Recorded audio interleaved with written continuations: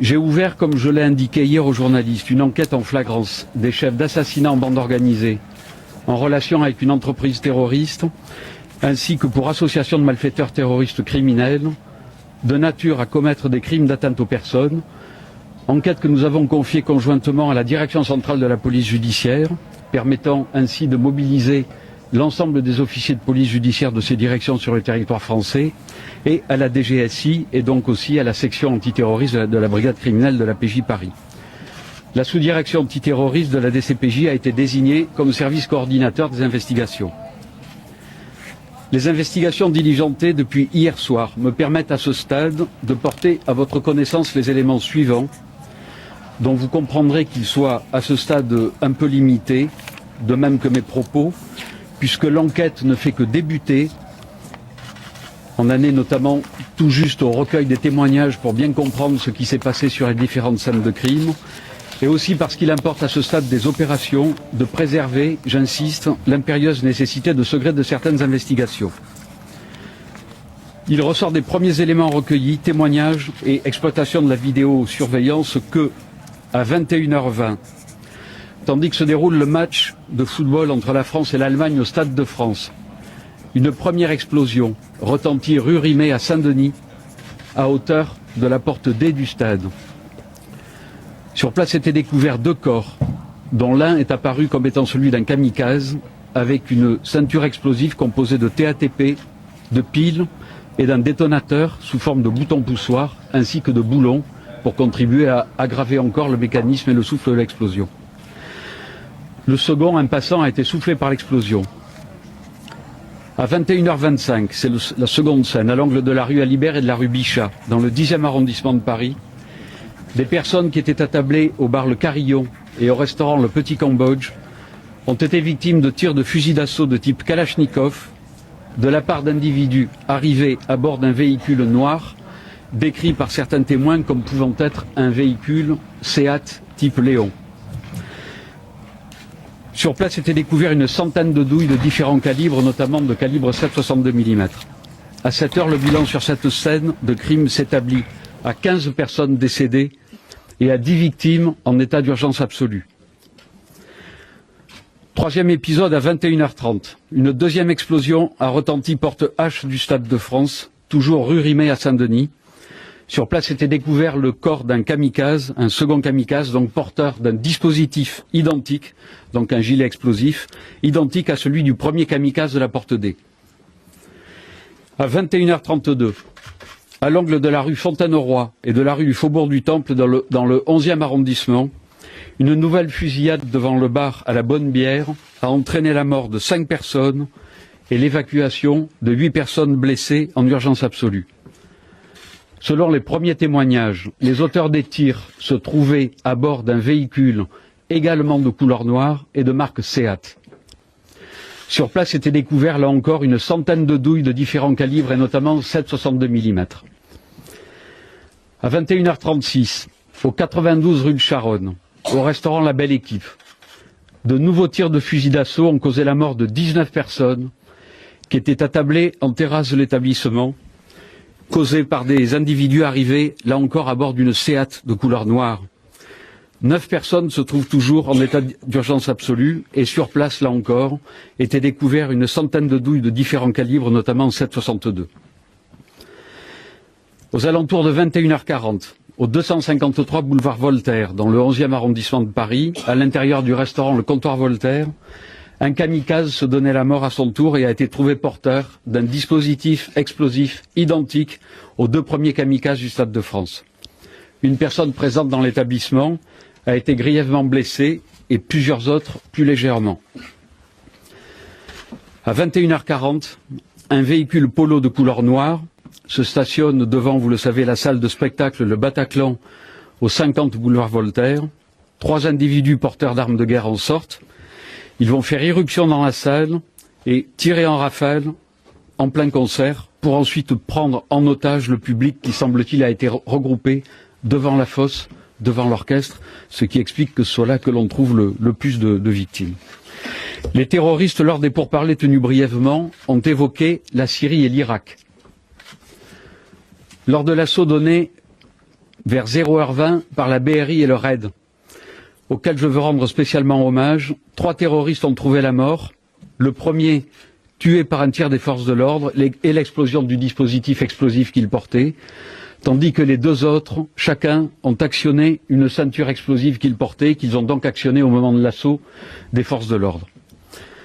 À l'heure où je vous parle, on décompte 89 victimes décédées et de très nombreux blessés.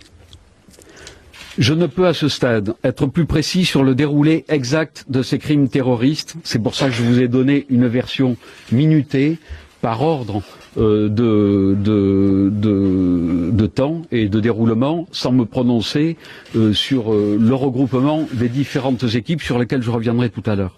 Je ne peux donc être à ce stade plus précis sur ce déroulement et le déroulement exact de ces crimes terroristes d'une violence inouïe, compte tenu du nombre de victimes, de la configuration des lieux et de l'importance des opérations techniques et médico-légales qui vont devoir être effectuées dans les prochains jours. Enfin, à 21h53, à 400 mètres environ du Stade de France, rue de la Coquerie, une 3e explosion est survenue. Là aussi, le corps d'un kamikaze était découvert.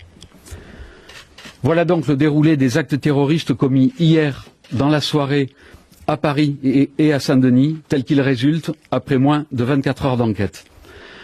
On peut à ce stade des investigations dire que très vraisemblablement, ce sont 3 équipes de terroristes coordonnées qui sont à l'origine de cette barbarie. L'enquête va donc s'attacher à déterminer les auteurs, leurs complices, les commanditaires, leur parcours et les financements de ces opérations. Je peux d'ores et déjà ce soir vous indiquer les premières avancées de ces investigations au regard d'une part des multiples actes d'enquête réalisés par l'ensemble des services de police que j'ai saisis et dont je tiens ici encore à souligner le plein investissement et le grand professionnalisme, et au regard d'autre part de la coopération internationale que nous avons engagée avec nos indispensables interlocuteurs étrangers dans notre lutte contre le terrorisme. Sur les avancées de ces investigations, et notamment l'identification des terroristes, je peux donner les éléments suivants. À ce stade, un terroriste auteur de la prise d'otage au Bataclan a été formellement identifié après relevé de ses empreintes papillaires. C'est le doigt sectionné donc que l'on a retrouvé. Il s'agit d'un individu né le 21 novembre 1985 à Courcouronnes dans l'Essonne, connu de la justice pour des délits de droit commun, puisque son casier judiciaire porte mention de 8 condamnations entre 2004 et 2010 pour des infractions de droit commun. Il s'agit d'un individu qui n'avait jamais été incarcéré et qui a fait l'objet en 2010 d'une fiche S pour radicalisation, mais qui n'a par contre jamais été impliqué dans un dossier de filière ou d'association de malfaiteurs terroristes. Par ailleurs, à proximité du corps du kamikaze qui s'est fait exploser à 21h20 au Stade de France, a été découvert un passeport syrien au nom d'un individu né en septembre 1990 en Syrie. Je vous précise que cet individu n'est pas connu des services de renseignement français. Sur la logistique et le mode opératoire utilisé, sous réserve des investigations et expertises complémentaires à venir, il apparaît que les 7 terroristes ont tous fait usage d'armes de guerre de type Kalachnikov. Il y a des marques différentes, mais on dira pour résumer que ce sont des fusils d'assaut donc de type Kalachnikov, calibre 7,62, et surtout d'un dispositif explosif absolument identique, visant à faire le maximum de victimes en se donnant la mort.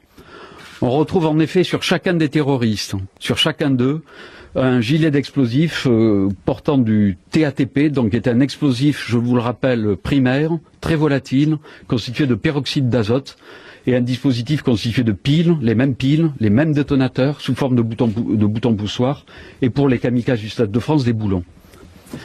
S'agissant des véhicules utilisés lors de la commission de ces attentats, les témoignages ou l'exploitation vidéo parisienne permettent de cibler un véhicule Seat, je vous l'ai dit, de couleur noire, et un véhicule Polo, lui aussi de couleur noire, immatriculé en Belgique. Nous savons que ce véhicule a été loué par un individu de nationalité française résidant en Belgique.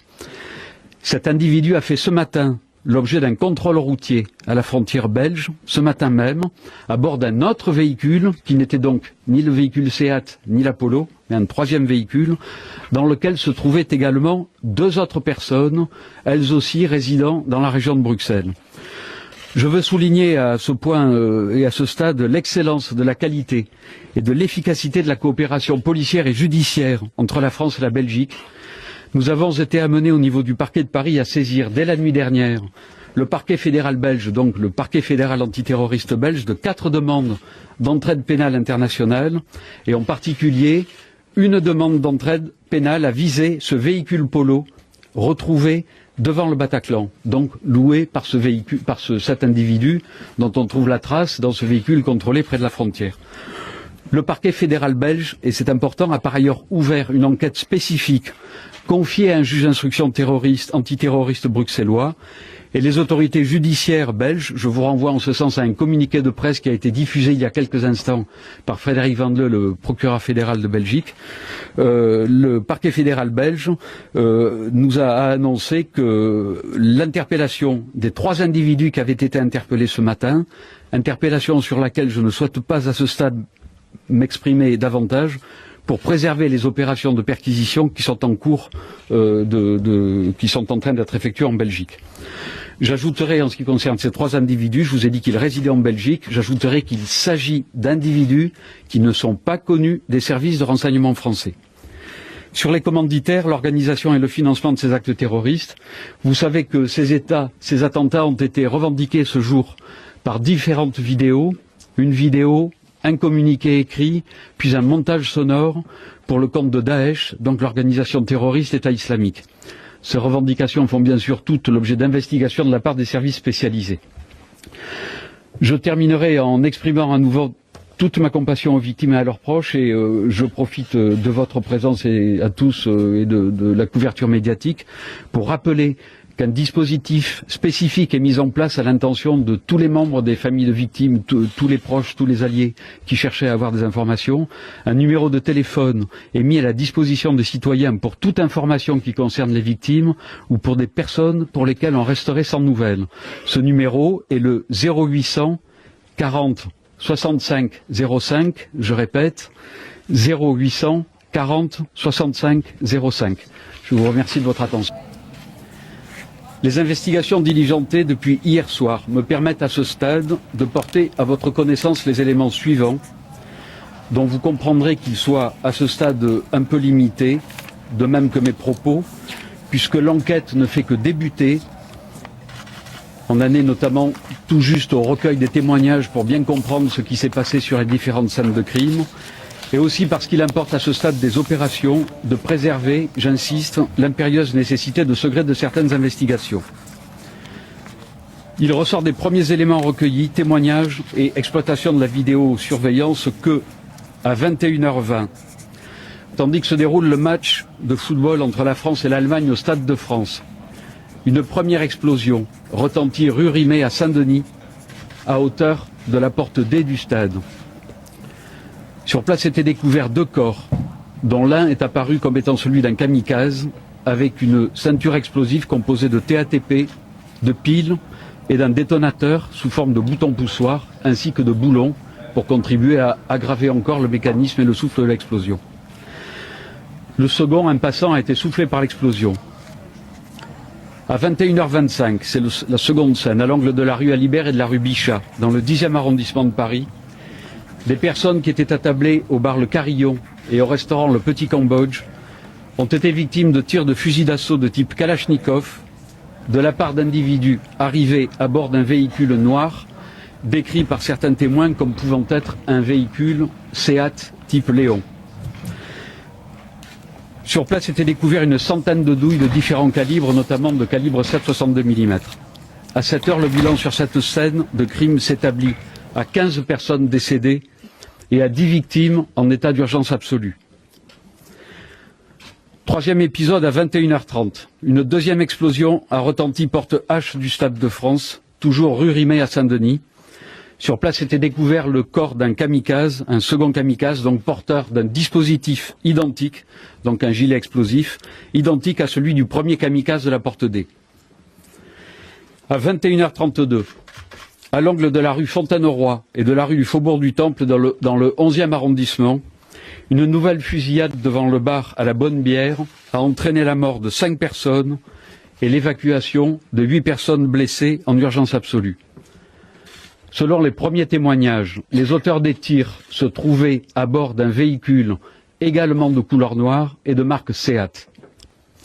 Sur place était découvert là encore une centaine de douilles de différents calibres et notamment 7,62 mm. À 21h36, au 92 rue de Charonne, au restaurant La Belle Équipe, de nouveaux tirs de fusil d'assaut ont causé la mort de 19 personnes qui étaient attablées en terrasse de l'établissement, causés par des individus arrivés là encore à bord d'une Seat de couleur noire. 9 personnes se trouvent toujours en état d'urgence absolue et sur place, là encore, était découvert une centaine de douilles de différents calibres, notamment 7,62. Aux alentours de 21h40, au 253 boulevard Voltaire, dans le 11e arrondissement de Paris, à l'intérieur du restaurant Le Comptoir Voltaire, un kamikaze se donnait la mort à son tour et a été trouvé porteur d'un dispositif explosif identique aux 2 premiers kamikazes du Stade de France. Une personne présente dans l'établissement a été grièvement blessée et plusieurs autres plus légèrement. À 21h40, un véhicule polo de couleur noire se stationne devant, vous le savez, la salle de spectacle Le Bataclan au 50 boulevard Voltaire. 3 individus porteurs d'armes de guerre en sortent. Ils vont faire irruption dans la salle et tirer en rafale en plein concert pour ensuite prendre en otage le public qui, semble-t-il, a été regroupé devant la fosse, devant l'orchestre, ce qui explique que ce soit là que l'on trouve le plus de victimes. Les terroristes, lors des pourparlers tenus brièvement, ont évoqué la Syrie et l'Irak. Lors de l'assaut donné vers 0h20 par la BRI et le RAID, auquel je veux rendre spécialement hommage, 3 terroristes ont trouvé la mort. Le premier, tué par un tir des forces de l'ordre et l'explosion du dispositif explosif qu'il portait, tandis que les 2 autres, chacun, ont actionné une ceinture explosive qu'ils portaient, qu'ils ont donc actionné au moment de l'assaut des forces de l'ordre. À l'heure où je vous parle, on décompte 89 victimes décédées et de très nombreux blessés. Je ne peux à ce stade être plus précis sur le déroulé exact de ces crimes terroristes. C'est pour ça que je vous ai donné une version minutée par ordre de temps et de déroulement, sans me prononcer sur le regroupement des différentes équipes sur lesquelles je reviendrai tout à l'heure. Je ne peux donc être à ce stade plus précis sur ce déroulement et le déroulement exact de ces crimes terroristes d'une violence inouïe, compte tenu du nombre de victimes, de la configuration des lieux et de l'importance des opérations techniques et médico-légales qui vont devoir être effectuées dans les prochains jours. Enfin, à 21h53, à 400 mètres environ du Stade de France, rue de la Coquerie, une 3e explosion est survenue. Là aussi, le corps d'un kamikaze était découvert. Voilà donc le déroulé des actes terroristes commis hier dans la soirée à Paris et à Saint-Denis, tel qu'il résulte après moins de 24 heures d'enquête.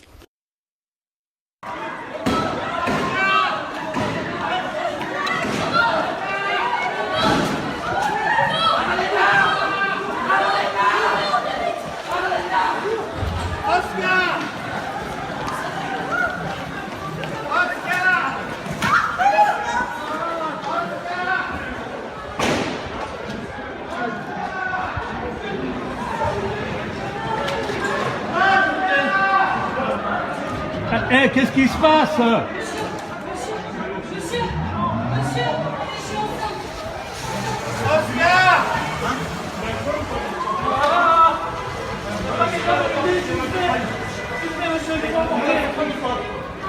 Oscar! Qu'est-ce qui se passe?